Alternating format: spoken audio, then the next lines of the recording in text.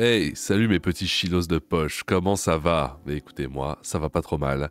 Aujourd'hui, on se retrouve pour une nouvelle vidéo. Petite vidéo, voilà, sur un phénomène du moment, sur les TikTokers. Vous allez me dire, oui mais écoute, Kekos, les TikTokers, ils font ce qu'ils veulent, voilà, chacun chez soi et les moutons seront bien gardés. Oui mais non, parce que maintenant, les TikTokers envahissent nos écoles pour, voilà, enseigner les choses de la vie à nos chères petites têtes blondes. Et oui, c'était à prévoir, puisque les jeunes qui faisaient les kwakubés sur TikTok, bah, ils sont en train de grandir et du coup bah, ils ont des métiers, du coup on les retrouve dans différents corps de métiers, d'artisanat, n'est-ce pas? Et on les retrouve donc dans nos écoles. Donc si vous avez des enfants, voilà sur quoi vous risquez de tomber. Balançons ni plus ni moins que le générique. On va parler aujourd'hui malaise. Je suis en présence d'une personne qui fait apparemment un malaise. J'ai envie d'être le con. Snoop Doggy Dogg. Alors qu'est-ce qu'on attend?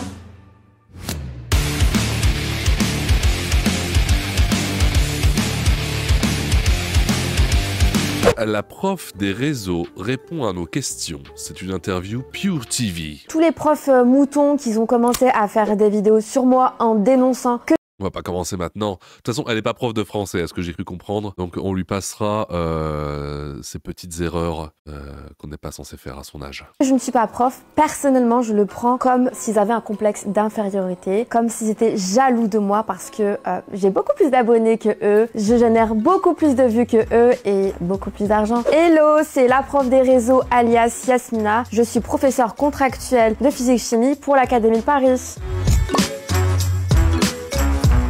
Alors dans un premier temps, j'ai obtenu mon baccalauréat scientifique. Suite à cela, j'ai effectué une licence en physique-chimie, donc un bac plus 3, et j'ai ajouté un master en qualité. Suite à mon master, je suis devenue ingénieure qualité. J'ai exercé ça pendant presque 5 ans. Petite parenthèse, est-ce que vous avez déjà travaillé en entreprise avec des gens qui faisaient de la qualité? Moi, j'avais un collègue qui faisait de la qualité, j'ai jamais compris ce qu'il faisait. Il m'expliquait pourtant, hein, quand on en pause, je lui disais, mais qu'est-ce que tu fais, bordel? C'est quoi ton projet? C'est quoi ton... What's your purpose in life? Pourquoi t'es là, quoi? Il m'expliquait, mais je comprenais pas. Bon, après, quand on me demandait ce que je faisais, je pense que je devais pas être plus exhaustif non plus, donc balle au centre. J'étais ingénieure qualité et en fait, je sentais un petit peu de la lassitude dans mon travail. Il faut savoir que j'ai toujours eu un intérêt pour la pédagogie. Je donnais des cours particuliers et je me suis dit pourquoi pas essayer d'être prof. Je voulais pas passer le concours et il y a une opportunité qui s'annonce quand on est professeur, c'est qu'on peut être contractuel. Pour les élèves, donc j'ai eu tout le collège en fait. J'ai eu 6e, 5e, 4e, 3e. Ouais, c'est bien, il y a à manger là. C'est vrai que la première fois où je suis Bon, quand est-ce qu'il se passe quelque chose de croustillant? Parce que là, on se dit, bon, ben, ça m'a l'air d'être une personne tout à fait normale, qui a fait ses armes et qui donne des cours de physique-chimie. Alors, je sais pas, fais quelque chose, fais du TikTok, fais du sensationnel. en classe, c'était un peu compliqué parce qu'il faut savoir que la gestion de la classe, c'est vraiment un métier à part entière. C'est une compétence que l'on n'intègre pas du tout en entreprise. C'était beaucoup plus une question de posture et de charisme. Et il est vrai que j'avais un peu plus de facilité dans une gestion de la classe par rapport à mes autres collègues qui avaient un peu plus d'expérience que moi. Ah bon? Mais pourquoi? Ah, bah, il y a qu'à demander. Alors, voyons voir, ça y est, on entre dans le TikTokage, là. Après les élèves, c'était la première fois qu'ils voyaient une prof jeune, une prof qui s'habille bien, une prof qui parle comme eux. Donc ouais, une prof un peu coquine, quoi. voilà, je me suis facilement intégrée à eux. Je n'ai jamais eu de problème avec un élève. Après, voilà, on va pas se mentir, mais nous aussi, quand on était étudiants, enfin, je parle pour moi, mais je pense que je parle pour beaucoup de gens aussi, on était contents quand on avait une prof... Enfin voilà, moi je suis hétéronormé et je parle pour mes abonnés hétéronormés de type masculin, voilà. Je pense que quand il y avait une prof qui était un peu moins moche que les autres, voire même jolie, vous étiez trop contents. Bah ouais, on était super refait quand c'était le cas. Quand on avait une prof voilà, qui était plutôt mignonne, on était refait. Inversement, je m'adresse à mes abonnés de type féminin qui sont dans l'hétéronormativité aussi. Voilà, on est obligé de mettre des étiquettes maintenant. Et voilà, quand vous aviez un prof qui était plutôt BG, bah, vous étiez contente. Donc voilà, quelque part, on va pas s'en plaindre. Mais continuons. Je me suis lancée sur TikTok lors du premier confinement en 2020. Ce sont mes élèves qui m'ont incité à installer TikTok. Des fois, je les surprenais mettre leur téléphone dans leur trousse et faire des petits gestes et tout. Et je comprenais pas pourquoi ils gesticulaient, ils parlaient même pas. Ils m'ont dit tout simplement, c'est TikTok, c'est des chorégraphies. Madame, lancez-vous. Et je me suis lancée. Là, ils regrettent un petit peu que j'ai installé TikTok parce que depuis que j'ai commencé l'application, j'ai pas mal été dans les bad buzz, dans les dramas. Et donc, suite à ces problèmes-là, c'est vrai que quand j'entrais en cours cours, c'était Madame, est-ce que c'est votre bad buzz? Comment vous pouvez gérer cet harcèlement? Il y avait vraiment que des questions sur TikTok. Il y a aussi un truc qui m'énerve, c'est les gens qui font la liaison avec harcèlement. Ils disent toujours cet harcèlement, l'harcèlement. Je trouve ça horrible, les gens qui savent pas. Surtout les gens qui vont sur les plateaux de télé pour défendre cette cause et qui disent ouais, moi je suis là pour lutter contre l'harcèlement. Et ça m'énerve parce qu'on dit pas l'harcèlement. Et j'ai vraiment envie de les baffer, ces gens. Donc voilà, quitte à défendre une cause, essayez de au moins savoir comment ça se prononce, quoi. Justement, c'était une vidéo où j'expliquais mon métier de prof. Donc j'étais en petite chemise, petite jean et tout. Et ça a cartonné. Il y a tout le monde qui a kiffé ma vidéo et c'est à partir de ce moment-là où je me... T'es obligé de te cambrer comme ça, c'est quoi le projet là? En fait, ça c'est surtout, c'est beaucoup sur Instagram, TikTok et tout. Les meufs, dès qu'elles veulent faire quelque chose, dès qu'elles veulent montrer quelque chose, ne serait-ce que, je sais pas, elles ont quelque chose dans la main et elles veulent le montrer, elles sont obligées de se cambrer en 12. Mais après, voilà, c'est peut-être la faute du patriarcat, je sais pas, je suis pas assez renseigné. En petite chemise, petite jean et tout. Et ça a cartonné. Il y a tout le monde qui a kiffé ma vidéo et c'est à partir de ce moment-là où je me suis dit pourquoi pas présenter mon métier de prof sur mes vidéos. Après, c'est vrai que c'était très difficile de concilier le métier de prof à celui de TikTok. Et quand je rentrais en classe, on parlait que de ça. On posait encore des questions sur TikTok, mais ouais, c'était vraiment très difficile. Après, à quel moment t'enseignes, quoi? À quel moment t'enseignes la physique-chimie? C'est ça qu'on aimerait savoir. J'ai également eu des complications avec mes collègues. Quand j'entrais à la salle des profs, carrément, j'ai entré tête baissée. Je voyais qu'ils me jugeaient. Bon, après, ils n'osaient pas trop m'en parler, mais j'étais très mal. Mais bah oui, parce que bon, c'est un peu de ta faute que du coup toutes les gamines se comportent comme des prostitutes sur les réseaux. C'est pas complètement de ta faute, je veux dire, même si t'étais pas là, elles le feraient quand même. Mais là, disons que ça les conforte un peu dans l'idée que c'est une bonne chose. Là, je m'isolais beaucoup plus en classe, même à ma pause déjeuner, je mangeais en classe. À la salle des profs, j'y allais que pour faire des photocopies. Pour les parents, j'avais deux types de parents. Donc il y avait des parents qui étaient admiratifs. Ils me disaient voilà, il y a ma fille qui prend exemple sur toi à chaque fois. Oh bah, mon fils, il vous aime trop. Donc il y avait ce genre de parents. Et l'autre catégorie, c'était Madame, vous faites un peu trop de TikTok,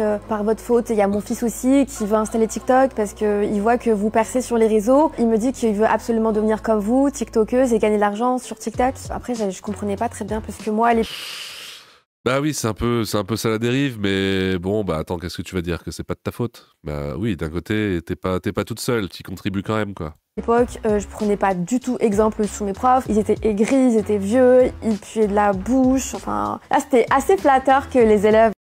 Alors, j'ai été prof et je tiens à préciser que je suis désormais aigri, je suis vieux et probablement je pue de la bouche.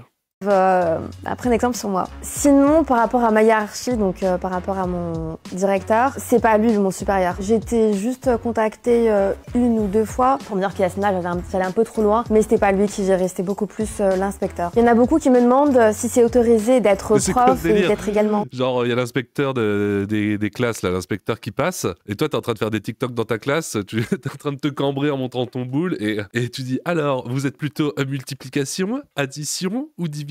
Lol.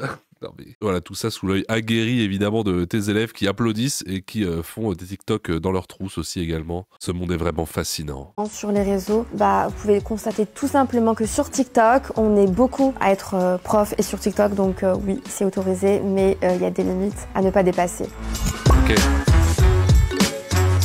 Dans mes premiers temps, je filmais dans mon établissement, je filmais également mes élèves. J'avais demandé donc aux parents de signer une... Elle faisait des TikTok avec ses élèves. Oh non, pitié, pitié. Vite fait que ça se démocratise et qu'on devienne tous cons là et qu'on en finisse. Charte, mais ce qui s'était passé, c'est que ce n'était pas du tout les parents qui avaient signé, mais les élèves. Suite à cela, donc on avait fait des vidéos, les élèves et moi. Donc ils ont montré ça à leurs parents et puis après voilà. Les parents n'étaient pas du tout d'accord et tout est revenu sur ma tête. Il y a eu des plaintes. Bon, c'est venu très loin. Étonnant.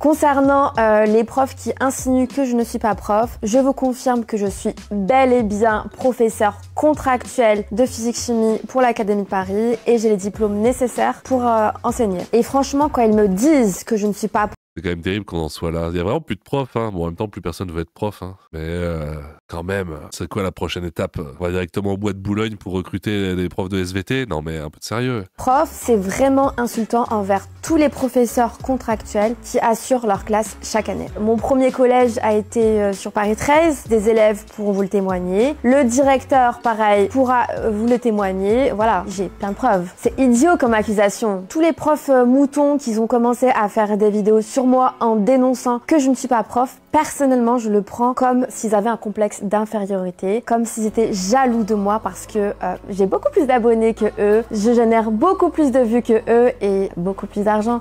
Oui, mais c'est ça qui est terrible, c'est que toi, en tant que TikTokeuse qui est payé pour se cambrer et montrer son boulard à la population, tu gagnes plus d'argent qu'un professeur, donc c'est normal de rager. Il y a tout le temps des gens pour dire ouais, mais t'es un jaloux, t'es un rageux parce que il gagne plus d'argent. Mais oui, mais comment ne pas rager? Comment ne pas rager quand quelqu'un qui cambre son boule gagne plus d'argent qu'un professeur? Moi, ça me sort par les yeux. Mais bon, c'est l'offre et la demande, c'est la société d'aujourd'hui. Il y a pas de mal, faut s'adapter, faut vivre avec son temps, quoi couper.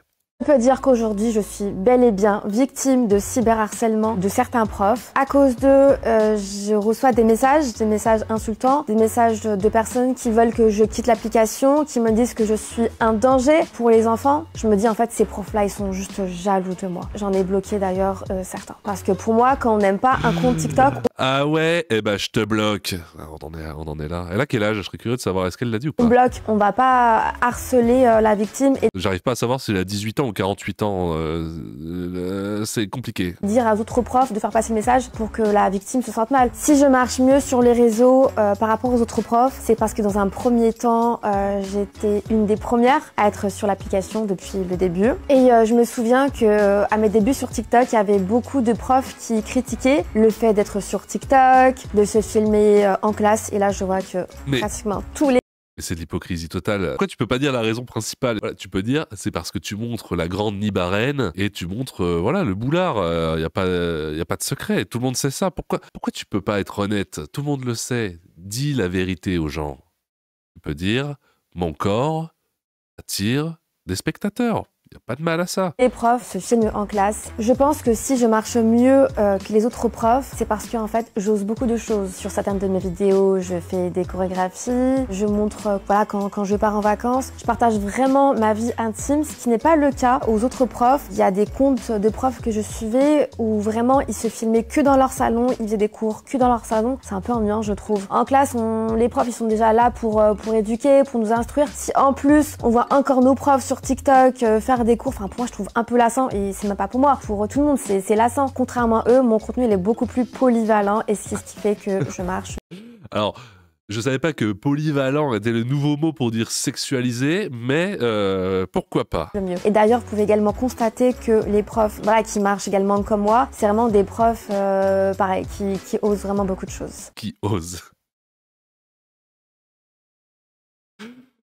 Excellent, merci Tania ou Samira, j'imagine que c'est ton prénom, mais c'était comment déjà? Je me rappelle plus, c'est pas très grave, hein. Abonnez-vous à son TikTok, voilà, si vous voulez apprendre la physique-chimie en vous cambrant les membres. Voilà, on va regarder un peu les commentaires de la population. Qu'en pensent les gens? Est-ce que les gens sont dupes ou est-ce qu'ils disent c'est génial? J'ai envie de pleurer, super modèle et avenir pour nos gosses. Oh, dis pas ça, je suis sûr que ta fille et tes enfants ne sont pas de simples moutons qui vont s'identifier à cette espèce de professeur Ecoplus. Franchement, l'intonation et la façon de parler cassent tout le parcours. Pas possible de s'exprimer comme ça. Bah oui, bah écoute, c'est quoi couper? Bah le problème, c'est juste l'attitude provocante et l'ego qui n'ont rien à faire dans une salle de classe. Autant j'admire les gens qui apportent quelque chose de nouveau et de frais pour les jeunes. Le sexe fait vendre, c'est pas nouveau. Autant là, c'est juste du m'as-tu vu? Tout son discours est basé sur elle. Oui, complètement. Dès le début, elle est grillée.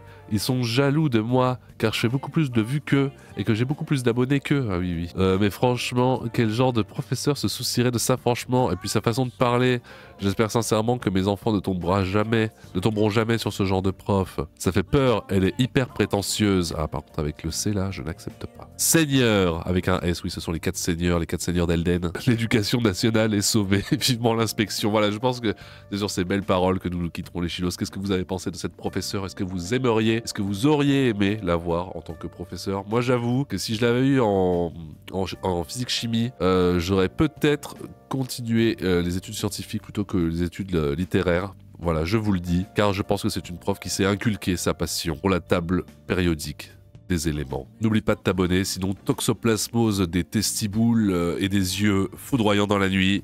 C'était le chineur de malaise. Merci, et puis, Kwakubé.